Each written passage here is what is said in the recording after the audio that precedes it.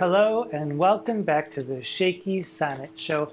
I am Tootight Lautrec, the drag laureate of the Sonnetarium, and we are here once again in the Sonnetarium at the bottom of the down staircase in the permanently sequestered remainders section of an unnamed local library, which may or may not have a couple of stone lions on the front steps sniffing the fresh spring air through their masks, possibly. Today we are looking at Sonnets 54 and 55 as we continue our homecoming tour with more praise of the beloved. And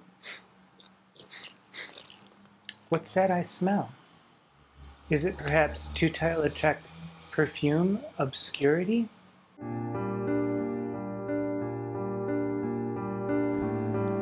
Obscurity.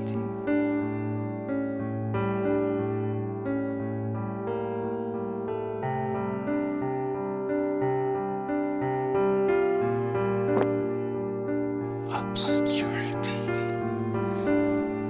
Only you know who you are. Obscurity. On sale now, nowhere. Because, you know, obscurity. Only you know who you are. As a lot has happened since Sonnets 5 and 6, which had a similar perfume and death theme, but today we're still sniffing that sweet scent of youth, but instead of praising the beauty of youth as in 5 and 6, it seems today that it's all the poet's praise of his own powers to preserve the beauty that he was praising in Sonnets 5 and 6 with the distillation of his sonnets. While Sonnet 54 is all about flowers and perfumes and the sweet smell of youth, Sonnet 55 stiffens up to talk about war and destruction and the stench of death, which isn't the most powerful aphrodisiac, but 54 and 55 still end up talking about the same exact thing, which is really that I'm an amazing poet and I will immortalize you in my poetry. So let's take a sniff at Sonnet 54 and we'll look a little bit more closely. Sonnet 54. Oh, how much more doth beauty beauteous seem by that sweet ornament which truth doth give. The rose looks fair, but fairer we deem it for that sweet odor which doth in it live. The canker blooms has full as deep a dye as the perfumed tincture of the roses, hang on such thorns and play as wantonly when summer's breath their masked buds discloses. But for their virtue only is their show. They live unwooed and unrespected, fade, die to themselves. Sweet roses do not so. Of their sweet deaths are sweetest odors made, and so of you, beauteous and lovely youth, when that shall vade, by verse distills your truth. Okay, a lot going on in here. Let's look at the first quatrain. Oh, how much more doth beauty beauteous seem by that sweet ornament which truth doth give. And here, truth, we're talking about faithfulness again. And if you hadn't caught on, we're talking about appearance versus reality, surface looks versus true love, outside versus inside, and by extension, lust versus love. So Sonnet 54 uses the rose as a stand-in, and although he seems to be only talking about a rose, we know that he's also talking about the lover. You're most beautiful because I know that you're faithful, which is what we heard at the end of Sonnet 53. And you're not just some show of love, but you're real love, and I can smell it. So, oh, how much more doth beauty beauteous seem by that sweet ornament which truth doth give. Because you're faithful, I love you even more. The sweet rose looks fair, but fairer we deem it for that sweet odor which doth in it live. So it can look okay, but it's what's inside that counts. Quatrain 2. The canker blooms have full as deep a dye. And originally I thought that canker referred to a flower that had fungus growing in it. But no, we're not talking about a rose with a yeast infection. A canker flower is actually a type of flower that is pretty but has no strong smell or no real smell. So there's an actual rose called the canker rose, which you can't really smell very powerfully. There's a thing called the dog rose, which is also a canker bloom. And there's the common red poppy, which looks very nice but doesn't have a very strong smell. So that's what the canker blooms are that he's talking about. The canker blooms have full as deep a dye as the perfumed tincture of the roses. So something can look as nice as a rose, but it doesn't smell as nice as a rose. These canker blooms also hang on such thorns and play as wantonly when the summer's breath their masked bloods discloses. So in lines 7 and 8, we find that these roses can't pass the sniff test.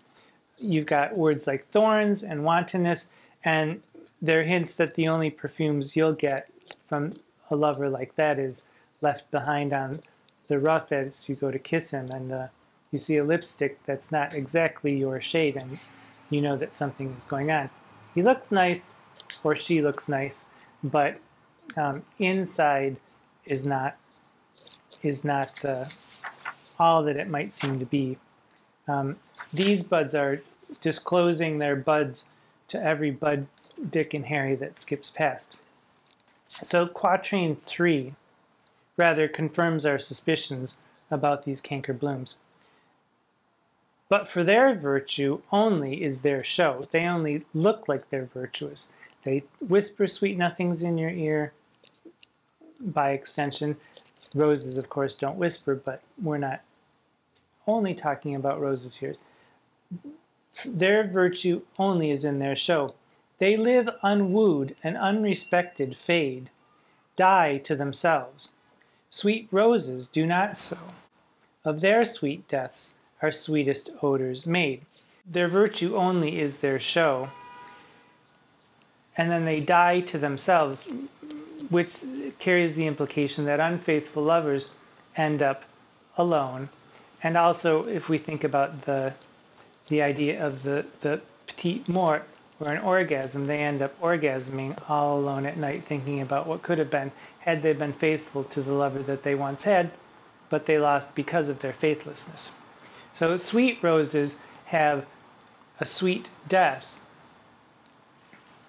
Die to themselves. Sweet roses do not so. Of their sweet deaths are sweetest odors made.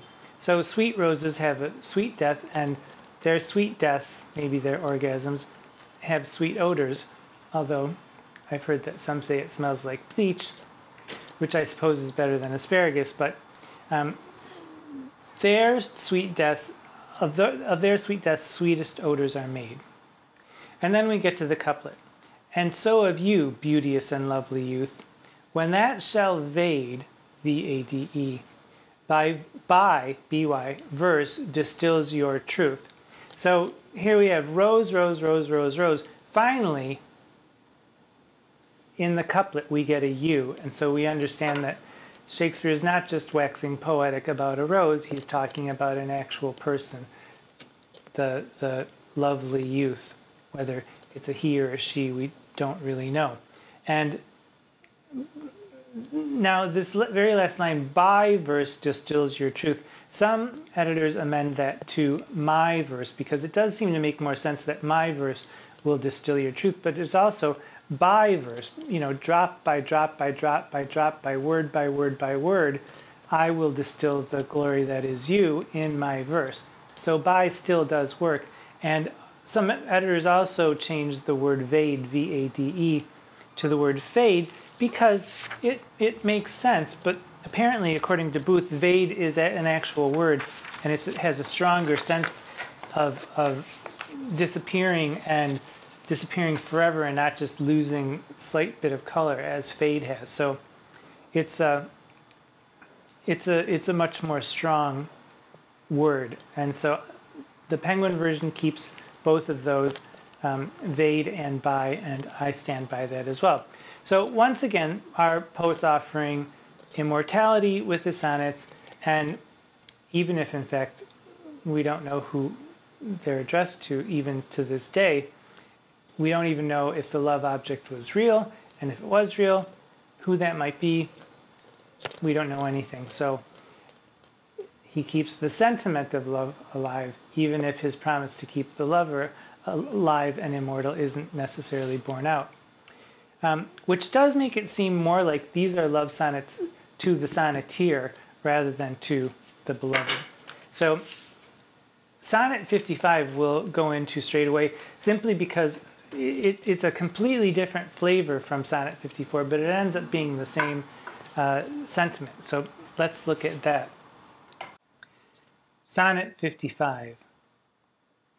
Not marble nor the gilded monuments of princes shall outlive this powerful rhyme.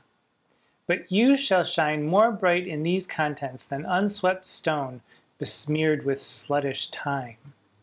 When wasteful war shall statues overturn, and broils root out the work of masonry, nor Mars his sword, nor war's quick fire shall burn the living record of your memory. 'Gainst death and all oblivious enmity shall you pace forth. Your praise shall still find room even in the eyes of all posterity that wear this world out to the ending doom. So, till the judgment that yourself arise, you live in this and dwell in lovers' eyes. So, stone monuments, powerful princes, sluttish time because time is faithful to nobody because everybody dies. None of them will outlive this powerful rhyme. We get that right at the very beginning. Now, 55, if you compare it to 54 with all the beautiful perfumery and the flowers, the language in 55 is much stronger with much harder sounds. The P of powerful, the G of the gilded monuments, princes, and sluttish time. I mean, that's a pretty harsh word to be applying to someone in the middle of a sonnet, or to something in the middle of a sonnet. So these strong words have a much stronger effect. But at least we don't get a full 12 lines without any idea of what's being talked about. We get a you right in line 3. But you shall shine more bright in these contents. So at least we have a recognition that there is a lover or a person to whom these are being addressed. So in Quarto 2, so that's the first quatrain, I'm sorry. Not marble nor the gilded monuments of princes shall outlive this powerful rhyme, but you shall shine more bright in these contents than unswept stone besmeared with sluttish chime. Monuments will rise and fall, but your memory will live forever because my poem will live forever. Quatrain 2. When wasteful war shall statues overturn, when wasteful war, topples all those statues to the heroes who've been in other lands, and broils root out the work of masonry, nor Mars is the god of war, his sword, nor war's quick fire shall burn the living record of your memory. So it's the same thing said in a different way.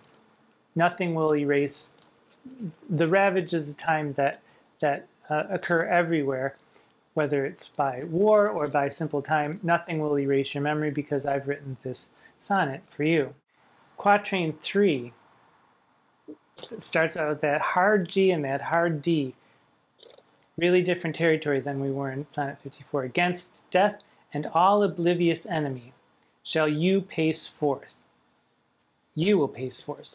Your praise shall still find room, your praise being the sonnet, even in the eyes of all posterity that wear this world out to the ending doom. So they're going to all live and die. Walls will topple, castles will crumble, but your posterity is safe. Death means nothing. Oblivion, we don't know nothing about no oblivion. Obscurity, on sale now, nowhere. Obscurity, perfumes were in different territory now. You'll live forever, or at least your memory will. And the couplet, so till the judgment that yourself arise, till the ending days, you live in this and dwell in lovers' eyes. You live in my verse, and you'll live in my eyes. Except, excuse me, what's your name again? Anyone? Anyone? No, not a wood. Well, even though we don't exactly know who the lover is, in a way the lover is everyone, or every lover that's ever lived, because this poem does really speak to the idea of, well, it speaks more to the idea of I'm an amazing poet and I'm going to make you live forever, but there is the impetus to write the poem comes from the love relationship, so it's still somewhat moving. Now, do we know if there's a male or a female addressed or narrating this? No, there's no indication. Dramatically, it could fit anywhere in Shakespeare's plays where there's some hyperbolically happy lovers, anywhere along there. Possibly in Love's Labour's Lost, except it's a much better sonnet than appears in Love's Labour's Lost. Or it could be any settled couple, and it would fit in fine. Now, in terms of our narrative, if we do think of this as one narrator and one person being addressed, it's just happy, happy, joy, joy. The couple is back together. This is the third poem after they've reunited after that long separation between Sonnet 26 and Sonnet 52. And here, once again, Shakespeare trots out his old tropes, but he seems to have improved quite a bit.